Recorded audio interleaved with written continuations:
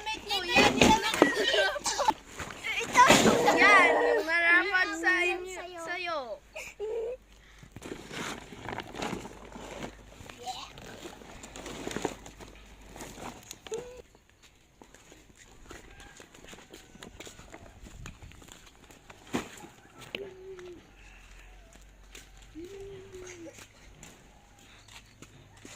Teka, anong nangyari sa'yo, bata?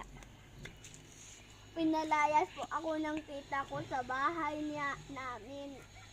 Hala, ganun ba? Kawawa ka naman. Halika sa akin, aampunin na lang kita. Meron nag-ampon. Oo nga. Siguro mas mayaman yun kaysa sa atin.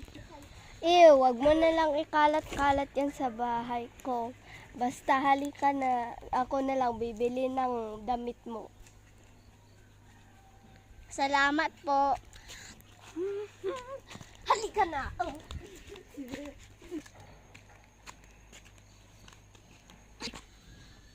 Kahit na mag-roll ay pa kayo dyan, mas mayaman pa rin kami. Oo nga. Ano?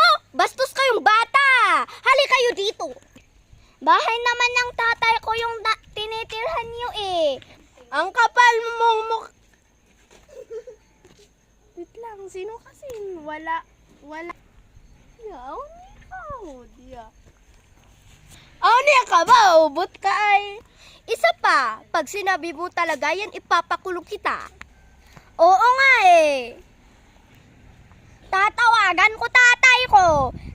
Sabihin ko na pinalayas niyo ako sa bahay namin. Ha, wala ka namang cellphone para tawagan eh.